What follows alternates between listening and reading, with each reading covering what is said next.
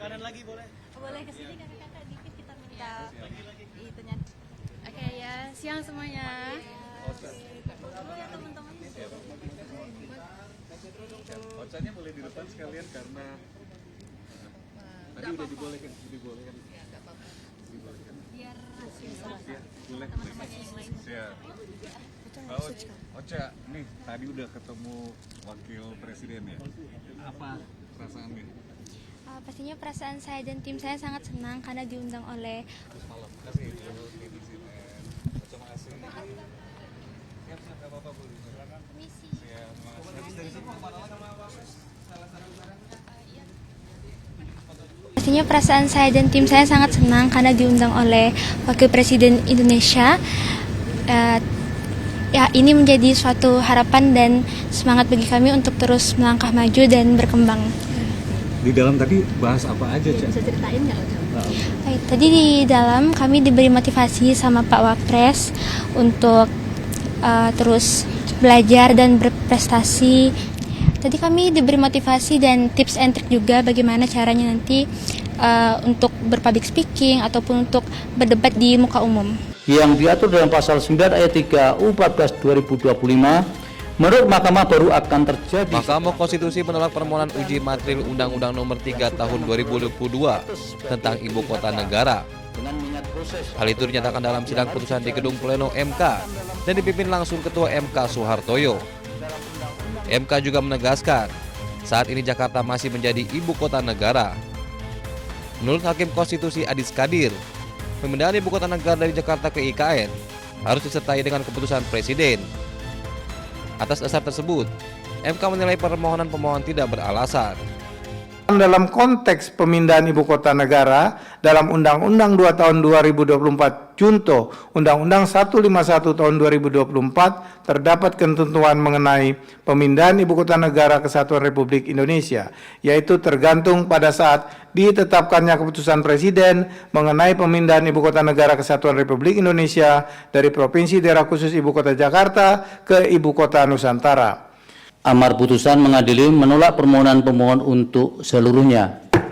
Demikian diputus dalam rapat permusyawaratan hakim oleh 9 hakim konstitusi yang nama-nama hakim dianggap diucapkan pada hari Rabu tanggal 29 bulan April tahun 2026 yang diucapkan dalam sidang pleno Mahkamah Konstitusi terbuka untuk umum pada hari Selasa tanggal 12 bulan Mei tahun 2026. Gugatan uji materil terhadap Undang-Undang IKN dilayangkan oleh seorang warga bernama Zulkifli. Pemohon mendalilkan keberadaan sejumlah pasal dalam Undang-Undang IKN dan Undang-Undang DKJ bisa ditempatkan sebagai keputusan Presiden sebagai syarat konstitusi tentang peralihan ibu kota negara. Tim Liputan iNews melaporkan.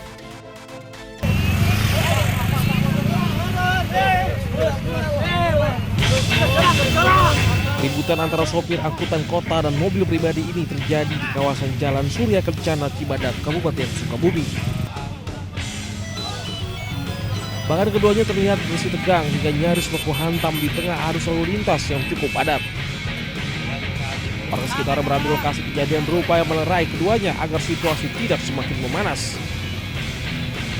Meski sudah dipisahkan, keributan pun kembali terjadi antara kedua pengendara yang tak kuasa menahan emosi. Petugas lantas yang tiba langsung melerai. Diduga insiden ini dipicu masalah senggolan kendaraan hingga berujung keributan di jalan. Sopir angkot mengaku saat kejadian iseng menurunkan penumpang di pasar Cibadak. Saat itu supir angkot yang dikendarainya diserempet. Sebelah mana, Bang? Sebelah pasar. Oh, jadi Dia kenapa nyerobot spion saya? Hah? di mana nyerobotnya barusan? Nyerobot, banyak saksi penumpang saya juga ada ibu-ibu. Akibat insiden ini arus lalu lintas terhambat. Kasus keributan tersebut ditangani unit Lantas Polsek Cibadak. Dari Sukabumi, Jawa Barat, Budi Setiawan, iNews melaporkan.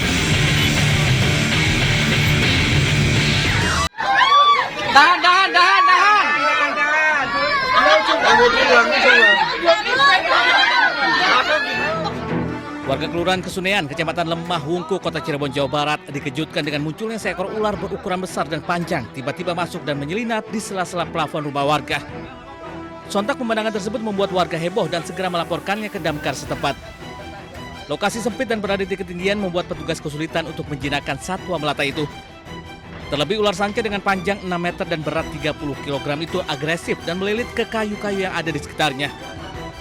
Bahkan untuk memudahkan evakuasi, petugas harus membongkar beberapa plafon agar bisa menjangkaunya.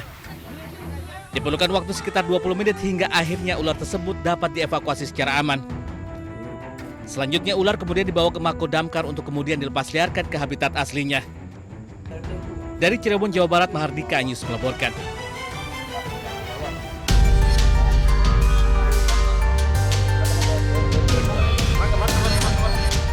Sebuah ledakan bom mengguncang pasar tradisional yang dipenuhi warga di Sarai Naurang, Distrik Laki Marwat, Pakistan Barat Laut.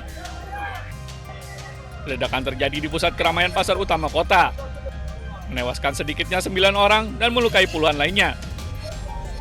Dari lokasi kejadian memperlihatkan puing-puing berserakan, kendaraan hancur, serta jalanan yang dipenuhi noda darah akibat dahsyatnya ledakan. Petugas penyelamat dan aparat keamanan tampak membersihkan reruntuhan. Sementara korban luka dievakuasi ke rumah sakit terdekat untuk mendapatkan penanganan medis. ये जो बम धमाका हुआ है इसमें हमारे पास टोटल 43 अफराद को लाया गया है, जिनमें से हमने 9 डेड बॉडीज रिसीव की, 35 हमने इंजर्ड रिसीव किए. Dua anggota polisi lalu lintas turut menjadi korban tewas dalam serangan tersebut. Hingga kini belum ada kelompok yang mengklaim bertanggung jawab atas serangan tersebut. That we never asked for and never received anything from our NATO allies. Was that your experience in Afghanistan, serving and fighting alongside our NATO allies?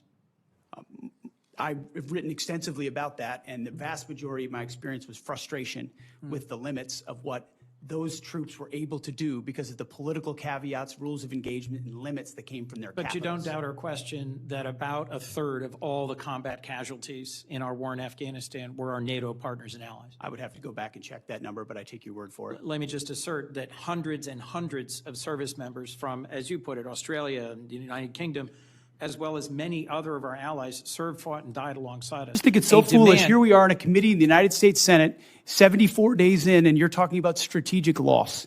We have the ability to defeat a 47-year threat of a pursuit of a nuclear weapon. We have more leverage than we've ever had. We've had incredible battlefield successes, and you're talking about a strategic loss, cloaked in disingenuous questions. Mr. Secretary, this is how you undercut efforts that could otherwise and are otherwise I am being not very your effective. enemy.